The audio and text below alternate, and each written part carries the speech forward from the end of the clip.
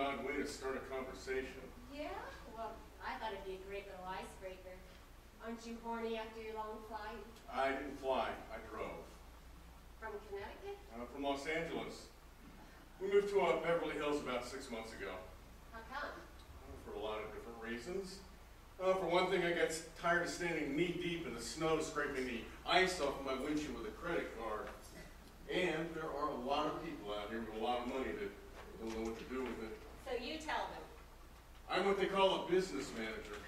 Yeah? How's it going? Can't complain. You look kind of shitty. You all right? I'm fine. Sure?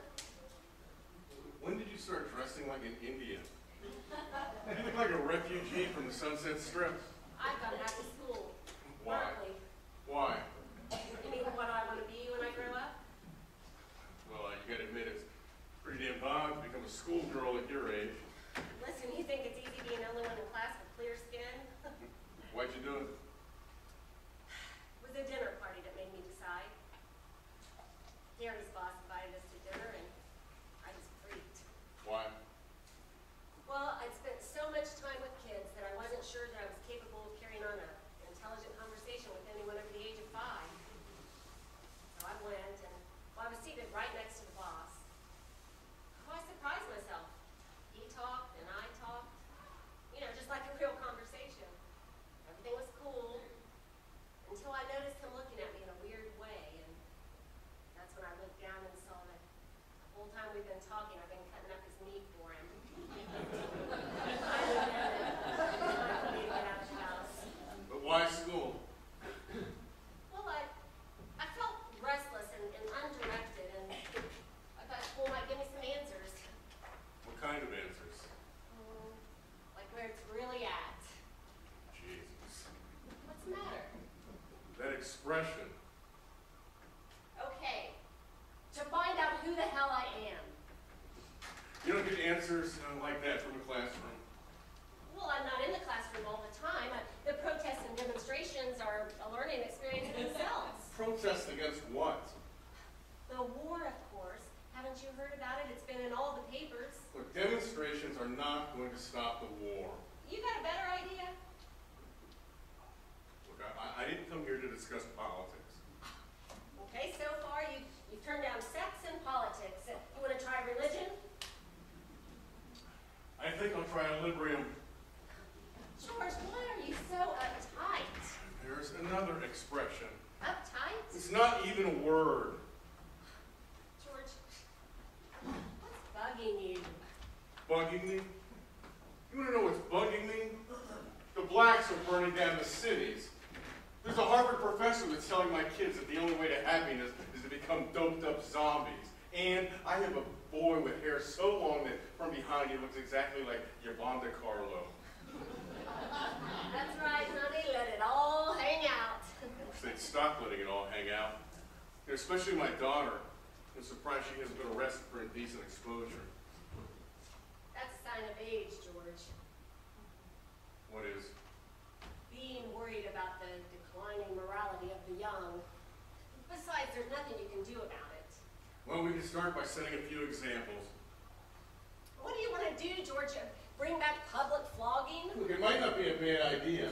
You know, why don't we start with the movie producers? Hey, have you been to the movies lately? I mean, nowadays the audience reaches the climax before the movie does. It's natural to be interested in sex.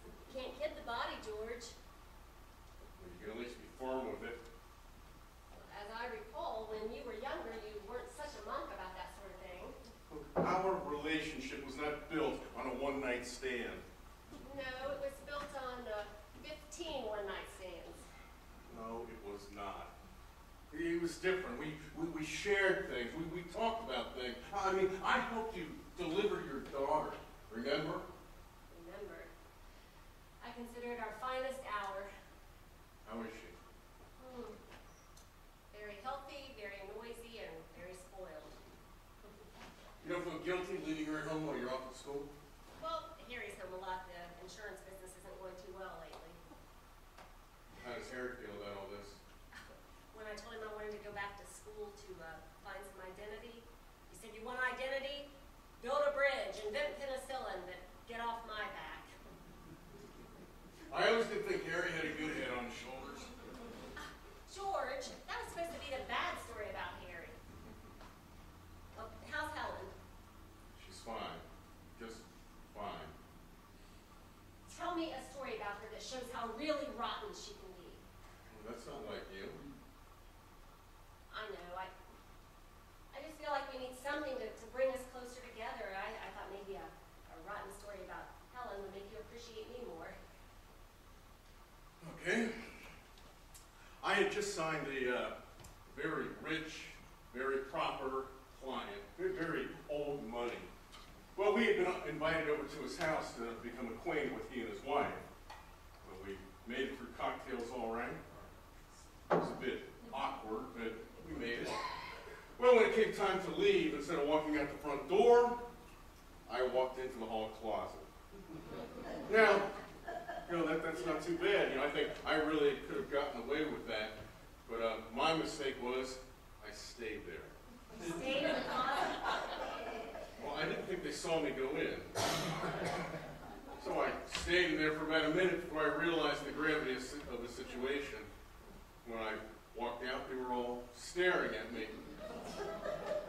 Now, that's not too bad. I think I could have gotten away with that, except for what Helen did. You want to know what Helen did? What'd she do? She peed on the carpet. She did what? Yeah, not right away. At first, she started laughing, and tears started streaming down her face. And then she held her sides, and then she peed on the Persian carpet. What did you say? I said, you'll have to forgive my wife. After her last pregnancy, she's had a little bit of a problem. And then I offered to him the carpet clean. Did that help? No, they said they had a maid and they'd take care of it. You think this is funny? I've been meaning to tell you for a long time. I just love Helen. Would it make her seem any worse if I told you that I lost the client? George, when did you get so stuffy? Stuffy? Oh, am I stuffy because I don't like my wife to urinate on my client's carpets? I don't mean just that. I mean, look at you. You scream establishment. Look, I am not a faddist. What do you mean? I refuse to wear bell-bottom jeans like the middle-aged guys with the Prince Valiant haircuts who run around yelling, chow! I wasn't just talking about fashion. I was talking about your attitudes. My attitudes haven't changed. They're the same as they've always been. No, they are not. You used to be green and insecure and a terrible liar. Inhuman. And now you're just so sure of yourself. That's the last thing that I am. Oh? I picked up one of my wife's magazines the other day. There was a story in it telling women about the quality of orgasms that they should have. It was called The Big O. You know what really got me about that? That's the same magazine that my mother used to buy for the cheesecake recipes. Times they are changing, darling. Yeah, too fast. Too fast. 20, 30 years ago, we had standards. Maybe they were black and white, but at least we had standards. Today, it's so confusing. Well, there's a step in the right direction. When did I suddenly become so appealing? When you went from pompous to confused. Tell me, sir, what'll it be? A walk on the beach, dinner, or me? You. Gee, I thought you'd never ask. Doris, you're not wearing a bra. George, you're so 40s. Hey, I'm an old-fashioned man. Next thing you know, you'll be telling me you voted for Goldwater. I did. Are you putting me on? Of course not. Where are you going? If you think I'm going to bed with any son of a bitch who voted for Goldwater, you're crazy. Don't do this to me, Doris. Not now. How could you vote for a man like that? Can we just talk about this later? No, we're going to discuss it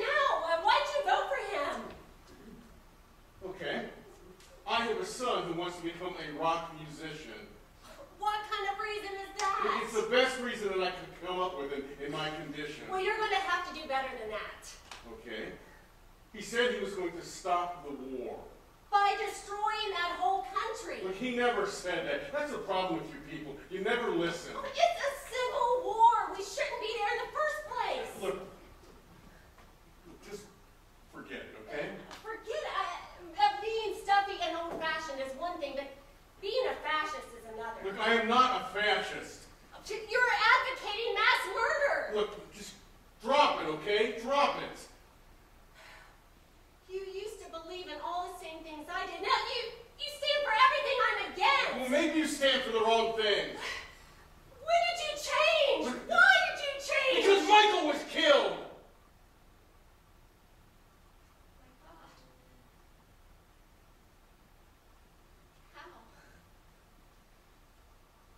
Trying to load a wounded soldier onto a Red Cross helicopter, and a sniper killed him.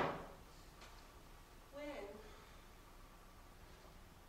We found out about it at a 4th of July party. Helen went to pieces. I never did. I thought I was in shock and that it would hit me later. But the only thing that I've ever been able to feel is blind anger. You know, I haven't been able to cry for him. Isn't that something? Look, he was my son, Doris. I loved him. And for the life of me, I haven't been able to cry for him.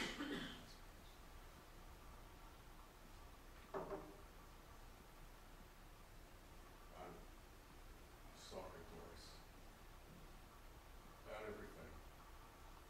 You know, lately I've been on edge. And it's been one thing after another.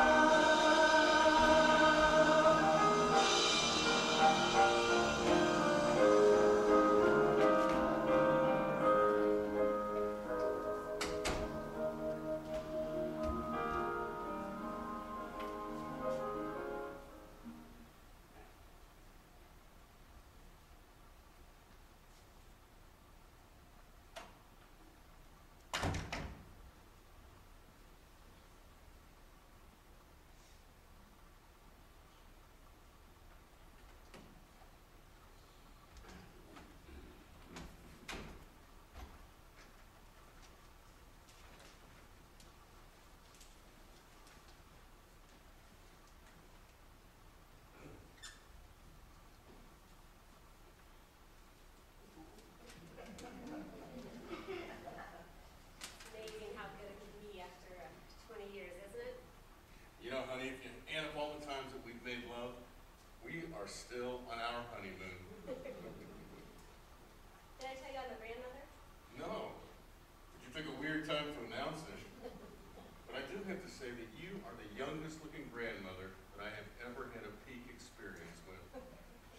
Well, my mother thanks you, my father thanks you, my hairdresser thanks you, and my plastic surgeon thanks you. You know, when Harry says, you're not the girl I married, he doesn't know how right he is.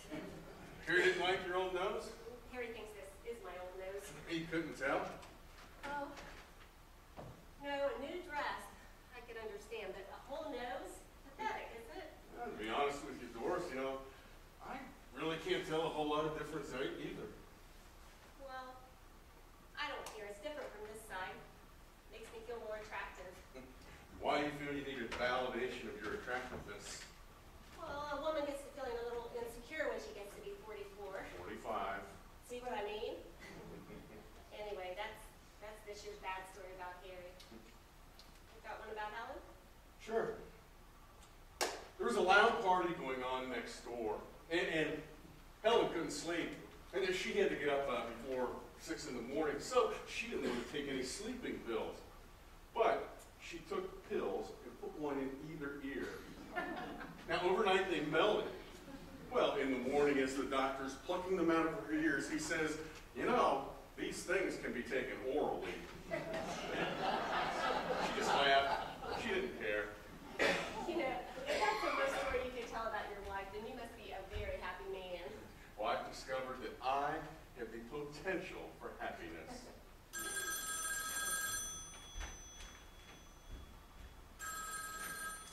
Hello? Oh, hi, Liz. No, Liz. No, it's 60, not 16 guests. That's right, a brunch. Yes. Yes, we've catered a couple of parties for her before. You set up the tables around the pool, and then the patio is the space for the buffet. Yes.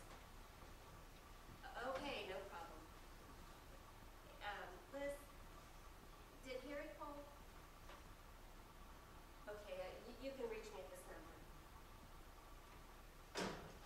Sorry, busy weekend, I had to leave a number. Does Harry know you're here? Oh no, Harry still thinks I go on retreat, don't worry. I'm not worried. Why are you frowning? Because I'm getting bad vibes again. Again? Yeah, you know, when you arrived, I detected a high tension level. And then after we made love, I noticed an anxiety reduction. But now, I'm definitely sensing some negative feedback. When did you go into analysis? How'd you know I went into analysis? Oh, just a wild guess. What made you start?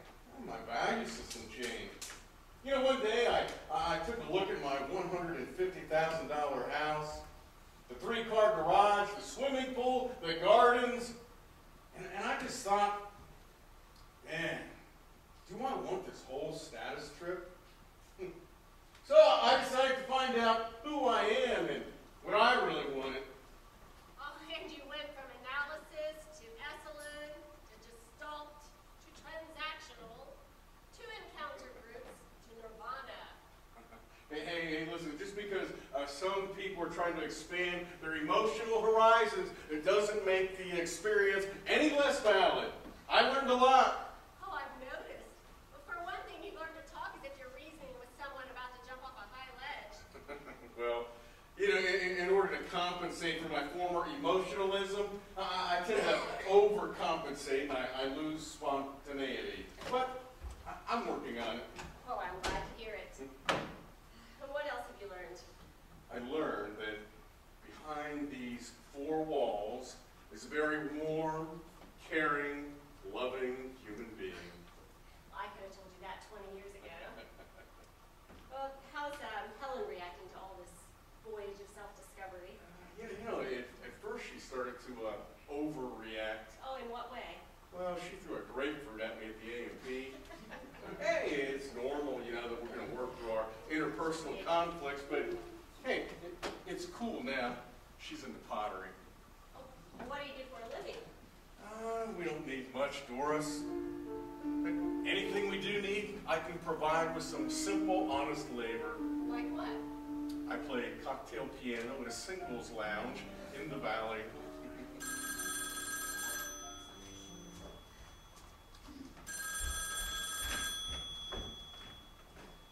Hello? Yes, Liz. No way! No, tell him that is our final offer. I don't care. No, I don't care how good the location is. No. That's our final offer. Yes, he needs us more than we need him. You tell him he can shove it if he doesn't want to accept. Yes, but don't worry, he won't. All right. You know where to reach me. I bought another store. Why? Money? Is that why you went into business? To make money? Well, I wanted power too. And I finally got it through my thick skull that attending CR groups with 10 other frustrated housewives wasn't going to change anything. CR groups? Consciousness raising. I take it you are for women's liberation. Hey, I'm for any kind of liberation. That's a cop-out and you know it. But women have always been exploited by men. Hey, we're all exploited by the same thing. Hey, let me lay this on you. You know, I go to a woman doctor. And the first time that she's giving me a rectal examination, she says, "Are you tense or am I hurting you?" And I said, "I'm tense." And she says, "Are you tense because I'm a woman?"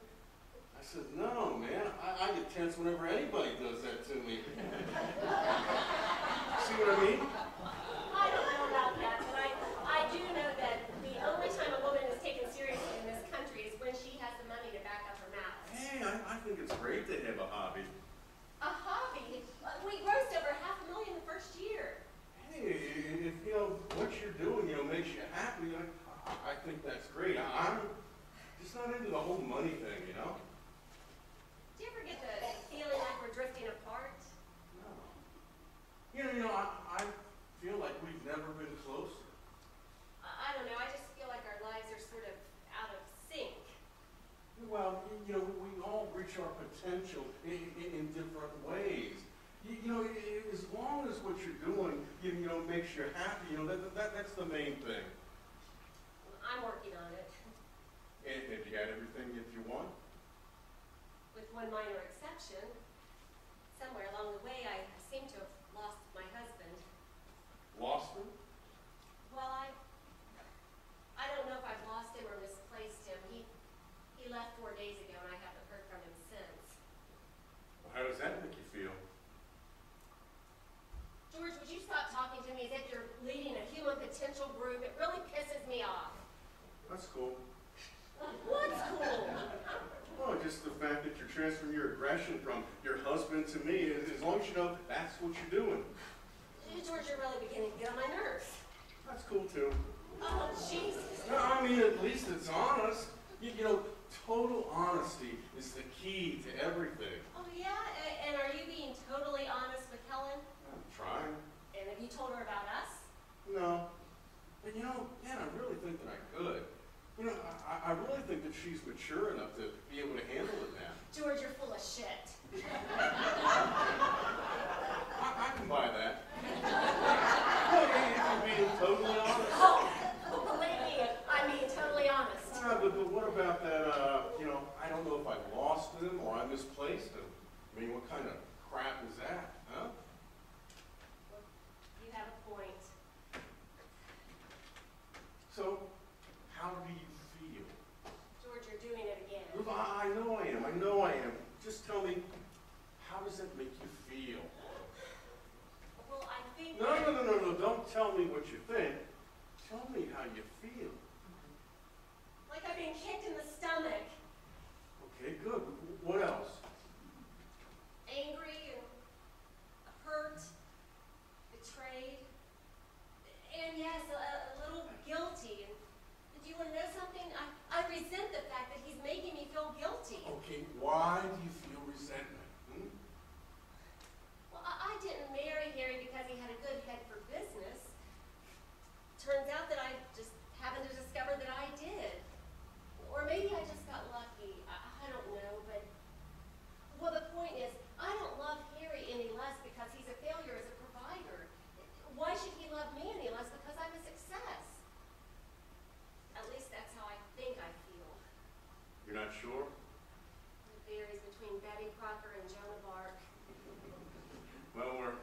going through transitional phases.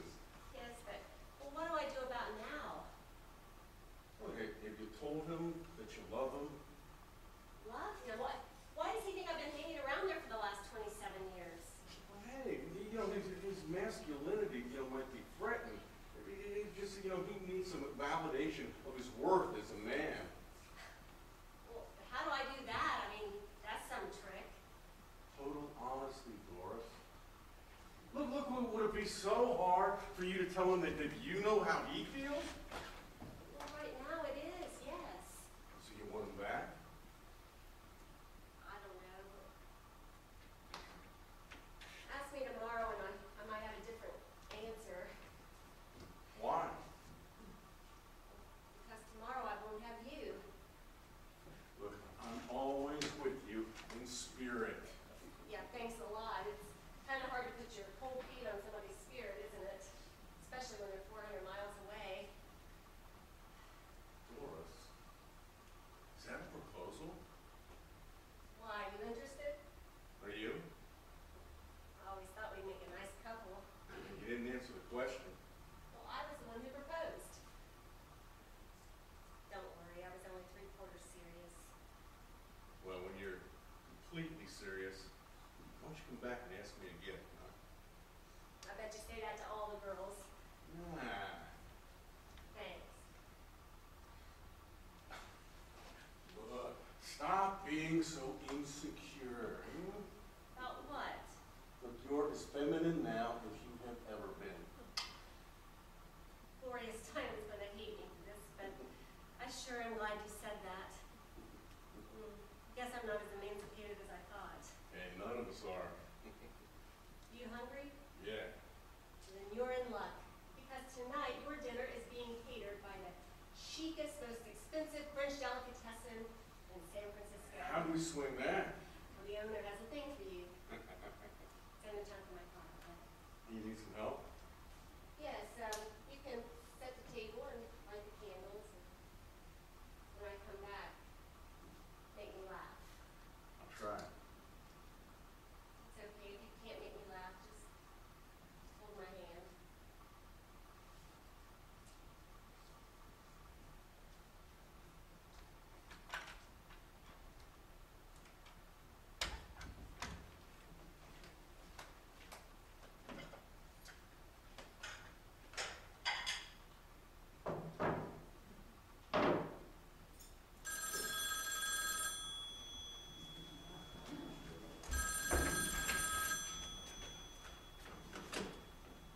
Hello?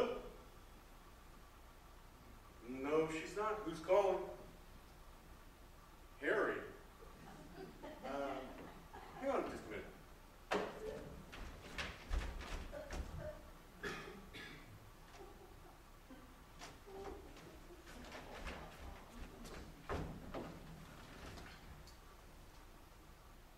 Hello, Harry.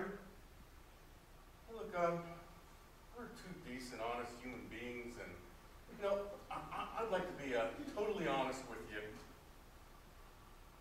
I want to know she's not here right now, but I'd like to talk to you.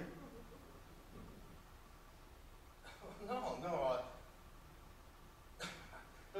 Look, Harry, I've known her for 20 years, and I feel like through her that I know you.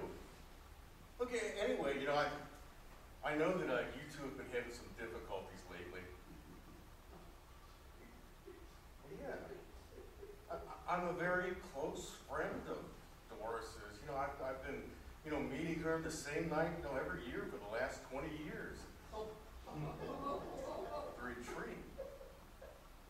Oh, hey, we'll just talk about that later. Look, Harry, I just want you to know that, yeah, she loves you.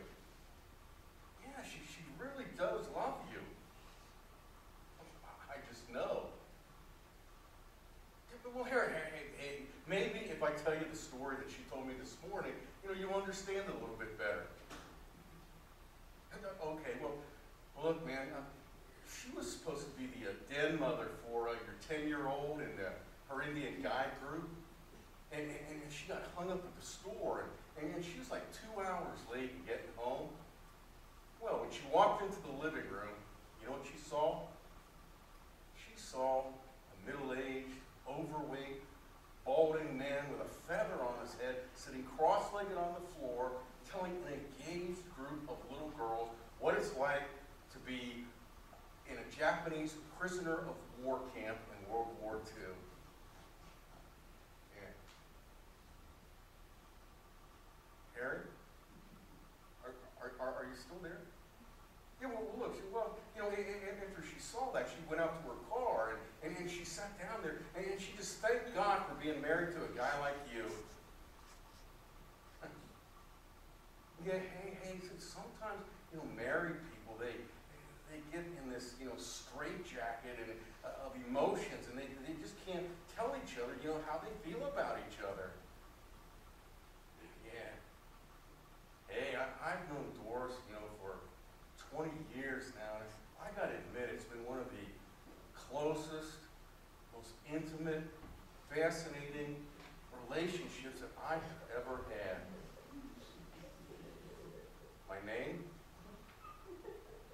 My name is Father Michael O'Reilly.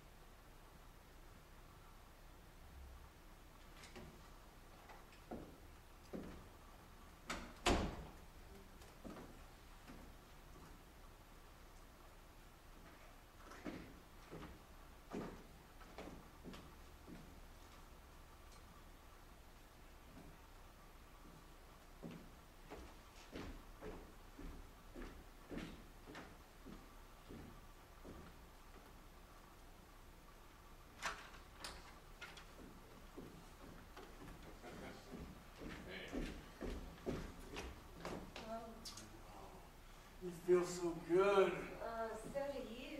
But you look tired. Are you okay? Hey, I've always looked this way. You never noticed. Anyway, I feel a lot better now that I'm here with you. Yeah, this room has always had that effect on me. Never changes, does it? No, some things never do. I find that comforting. Even old Chalmers. Huh? He must be 75 years old by now. I'll bet that when we first started coming here, that he was the same age then that we are now. That I don't find so comforting. We were very young. Have we changed much? I think I grew up with you. You ever remember all the silly lies that I used to tell? Yes, I miss them. I don't. I hated being that insecure. What about me? Have I grown up? I think that you were already grown up when I met you. Tell me something. Anything. Why is it every time I see you, I just want to put my hands all over you? Well, that's one thing that hasn't changed too. You always were a sex maniac. Hey, let me get the fire going. Hey, I discovered that with the cost of firewood, it's cheaper to buy furniture, break it up, and burn it. Things that tight? No, I'm okay. Hey, I started teaching at UCLA. Oh, music? No, accounting.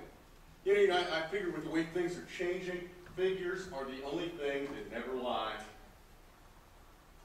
Hey, why'd you sell your business? How'd you know that?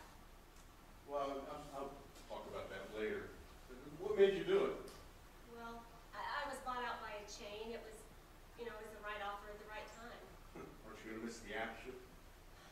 Well, right now I'm just enjoying being one of the idle rich. Yeah, what do you do with yourself? Well, I read and watch TV. I visit my grandchildren, golf a little, all the jet set stuff.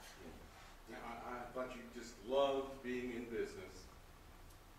Well, there was another factor. Harry had a heart attack. It turned out to be a mild one, but he needed me at the time. And well, anyway, I'm not completely retired. I mean, there's a local election coming up in a few months, and they've approached me to run. Which ticket? Independent. Figures. So Harry's okay? Oh yes, he runs 4 miles a day. He has a body like Mark Spitz.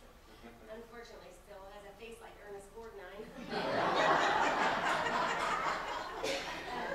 want to hear a nice story about him? Sure. Well, as they were wheeling him out of intensive care, he looked up at the doctor and he said, "Give it to me straight, Doc. When I get out of here, will I be able to play the piano?" And the doctor said, "Of course." And he said, "That's funny. I never could before." Well, the thing is that Harry never makes jokes. He saw that I was panicked and he was just trying to make me feel better. How are you and Harry emotionally? Comfortable. Comfortable? Oh, it's not such a bad state. It's been given a bad reputation by the young. George, where's your luggage? Did you leave it in the car? I didn't bring any. I can't stay. Why? Look, I have so much to say and so little time to say it, so I better start now. Helen has known about us for the past 10 years. When did you find that out? About 2 months ago. She never confronted you with it before? Never. What made her tell you now? Well, she didn't. We have a very close friend, Connie. Have I ever mentioned her to you before? Well, anyway, Connie told me. 10 years. She's known about us 10 years and never mentioned a word. That's the best story that I've ever told about Helen. Your wife is an amazing woman. She passed away, Doris. It was about 6 months ago. It was all very sudden. Look, I'm sorry just to blurt it out like this, but I couldn't find a graceful way to tell you. So Are you all right, honey? Yes, it's strange. I've never met Helen, but I feel as if I've lost my best friend. I know it's crazy. How are the kids? Oh, they're fine. You know, I really don't think I could have gotten through this without them. I wish you tried to reach me. Well, I did. See, I called your office, and they gave me your home phone number. And I phoned, and I let it ring about 4 times, and then I hung up. But I felt a whole lot better just knowing that you were there if I needed you. I wish you had spoken with me. Well, I didn't want to intrude, you know. I just felt like I didn't have the right. Gee, that's terrible. We should have been together. Look, I've been thinking a lot about us, Doris. You know, all the times we spent together and all the things we shared and all the times that we've helped each other. Do you know that we've made love 113 times? I figured it out on my Bomar calculator. You know, it's so nice to know somebody, you know, that well. You know, I feel like I know everything there is to know about you. It's 2 sugars, right? No one. Oh, okay. I don't know everything about you. Okay. I couldn't remember who your favorite movie stars are. And I couldn't remember the name of your favorite perfume. Look, I racked my brain for the life of me. I couldn't remember. That's funny. It's my sin. But I do know that for the last 24 years, I have never been out of love with you. I find that incredible. So what do you say, Doris? You want to get married? Married? George, we shouldn't even be doing this. I'm serious. You really are, aren't you? What did you think I was? Just a summertime romance? Simple yes will do. There's no such thing. What is it? I was just thinking about all the times I've dreamed of you asking me that. It's really gotten me through a lot of tough times. I want to thank you for that. What did you say to me all those times? I always said yes. You're hesitating now? Doris, I'm giving you the opportunity to marry a man who has known you for 24 years and can't walk by you without grabbing your ass. You always were a sweet talker. Well, that's because if I told you how I really felt, it would sound like a medley of love songs from the radio. Doris, marry me. I can't. Why not? I'm already married. You feel like you have to stay with him just because he needs you? Well, no, it's not just that. It's affection and respect, a sense of continuity. We share all the same memories. Well, it's comfortable, and maybe that's what marriage is in the end. I don't know. But why did I have to work so hard 5 years ago to keep you two together? But why did I have to be so generous?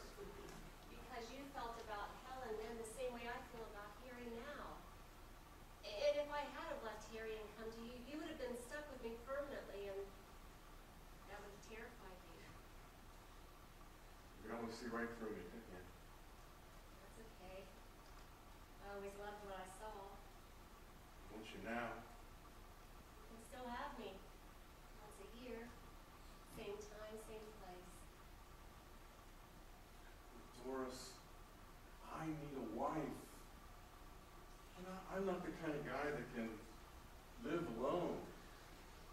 Look, when I came here, I knew I wanted to ask you to marry me, and I knew there was a chance you'd say no. I guess what I'm trying to say is that without you, I'll probably end up with Connie. And she knows about you. And she's not the kind of person that would put up with this situation.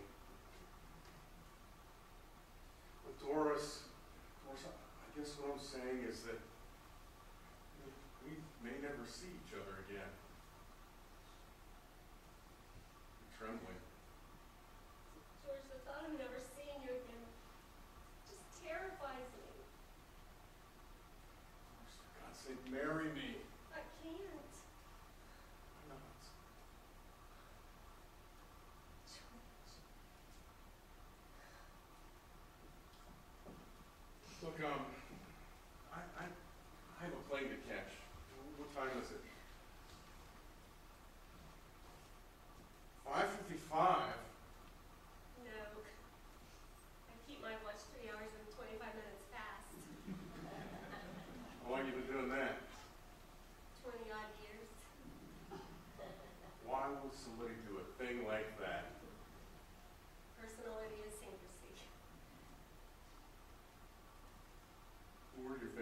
stars? Lana McAllister, Cary Grant, Laurence Olivier, Marlon Brando. Come such a long way.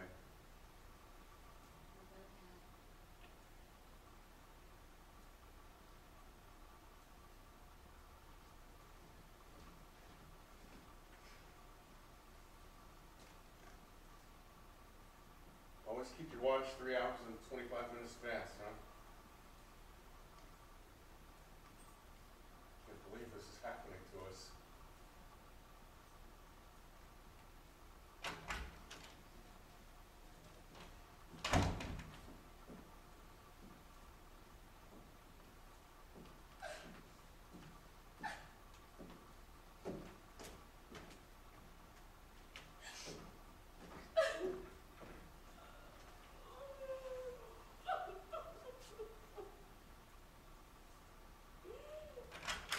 All right, I'm back, damn it. What about Connie? Connie is 89 years old. When I came here, I wanted to marry you, and I just thought if you thought that there was somebody else that I might have a better chance, okay? I just wasn't thinking things through. You know, for once in my life, I wanted a happy ending. Okay, look, I don't want to talk about this anymore, all right? Look, I'm back, and I'm here to stay. And I'm going to keep on coming back until our bones are too brittle to break.